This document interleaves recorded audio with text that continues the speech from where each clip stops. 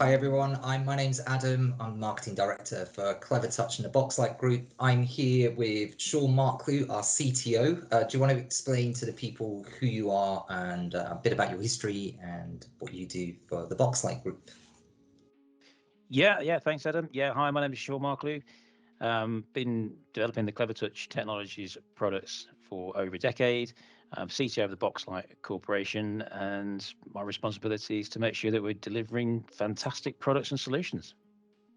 Great, thanks, Shaun. So 2021, what a year. Like no one could have predicted how the last couple of years have turned out. But how was it for the Boxlight Group and for yourself? And and that kind of how important was innovation for you? It's been an incredible year. We've been pushing development much harder and faster than we ever would have normally. I think that it's meant as well that some of the solutions and R&D that we've been working on, which would historically have taken maybe 2-3 years, we've managed to achieve it in a much shorter time span.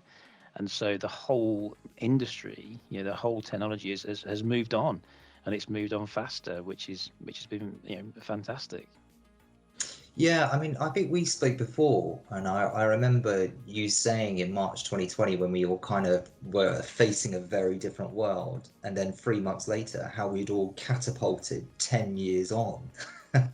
Yeah, I think I said something like, it was back in 2020. I think I said something like, this is probably going to be the most advanced, the most advancement that we've made in education technology since the internet.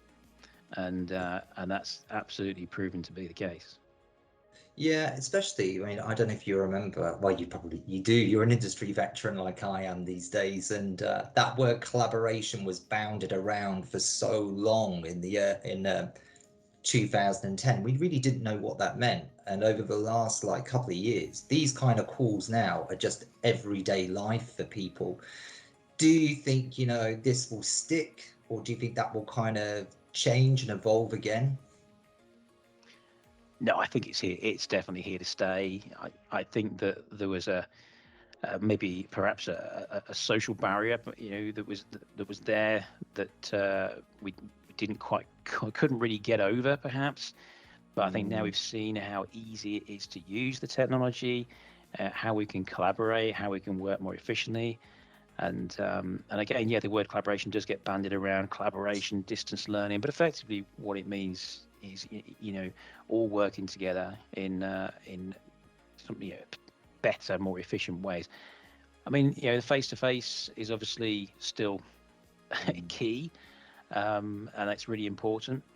But, the efficiencies of how we're working now have been proven. Timescales, time zones, we're an international company, and our working days can start at 5 o'clock in the morning and go through till 11 o'clock at night. And so crossing boundaries and time zones is much easier and faster and more efficient. Yeah, thinking about this year, especially, what challenges did we as a business have to overcome? And I know there were probably a few that might stick out in your mind. Supply chain issues, logistics and supply chain has been huge. I mean, obviously, everyone has fallen short of challenges.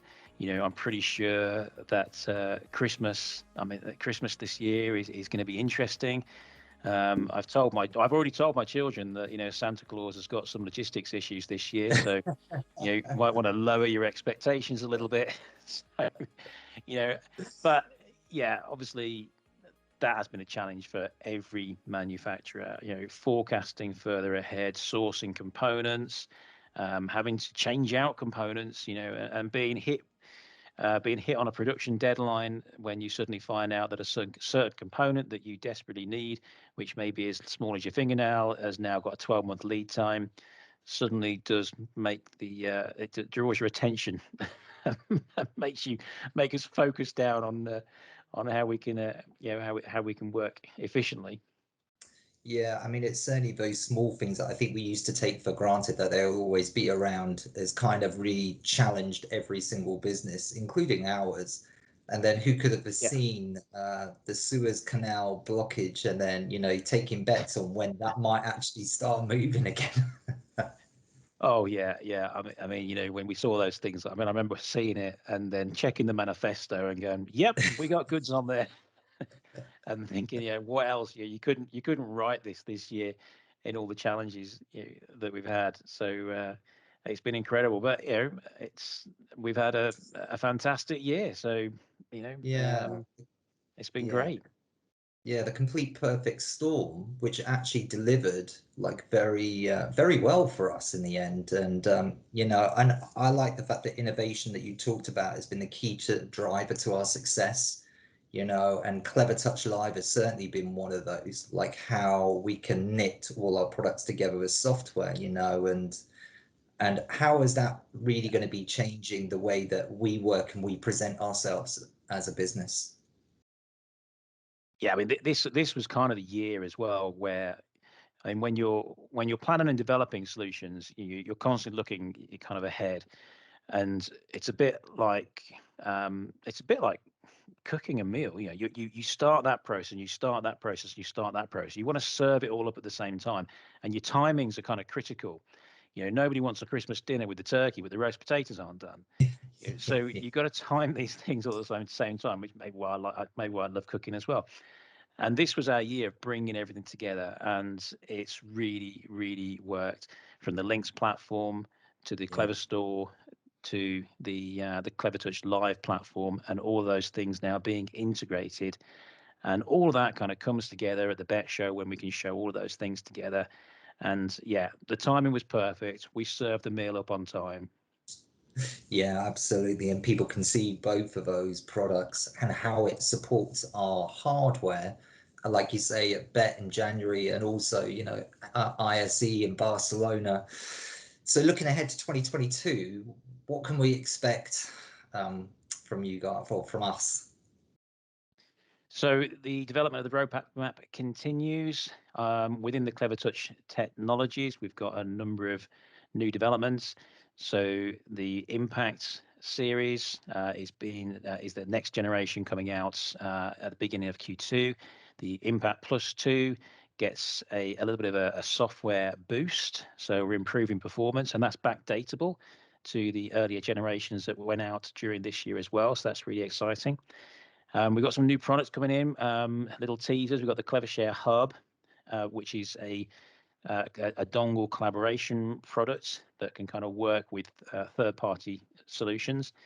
And on the Clevertouch Live platform, that continues to grow and develop. So we've got profiles being added into that, linked to RFID and NFC technology for logging into our devices as well as a few things that I can't talk about yet. Was worth a try, isn't it? It's always interesting, isn't it, that innovation has been really key driver in what 12 short years that we've been around since launched in 2009. We sold 100 units in that first year, right away up to Yeah. tens of thousands. And it's commendable that our colleagues and our partners, they've taken us to their hearts and really are one of us.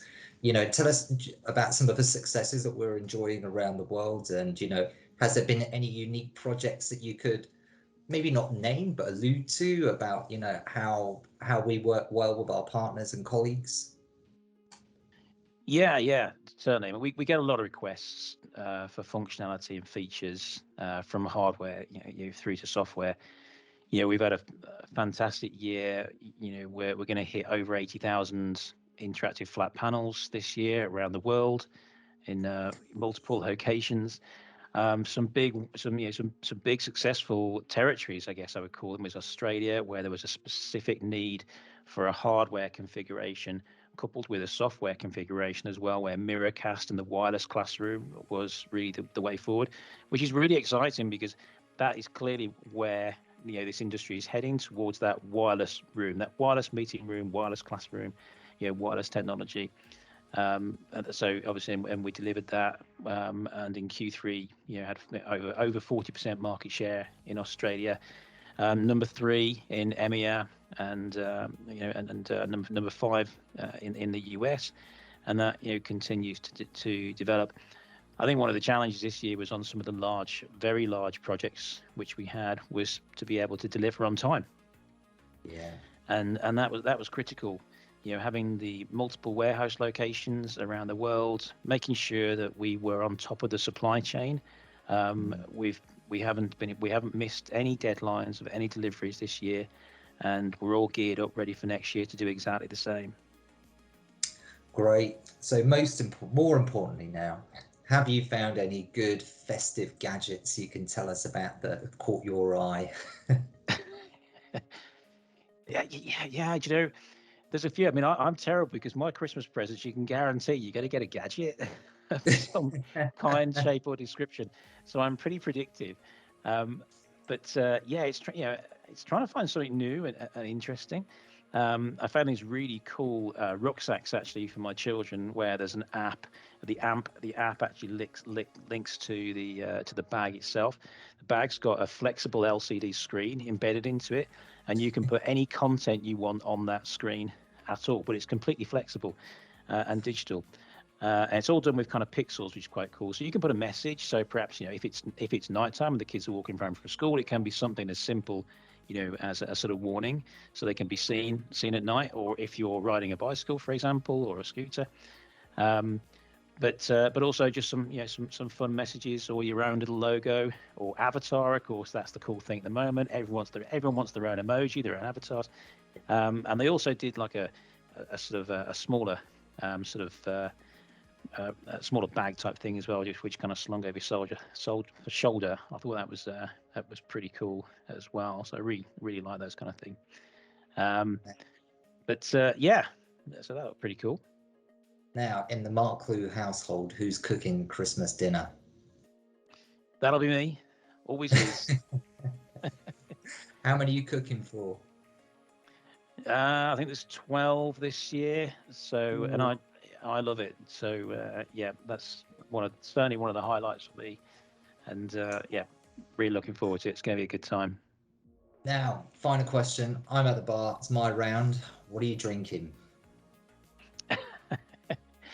What am I drinking? Amaretto sour. Oh, yeah. I used to love an amaretto. It's got that almond taste, right? That's it. I don't know. At Christmas, it's that kind of an almond marzipan. I don't know. I just love it. Just that an amaretto sour at Christmas is my go-to. Shaun, thank you very much for your time, and we'll speak again soon. Thank you. Thanks, Adam. Have a great time. Bye. Bye-bye.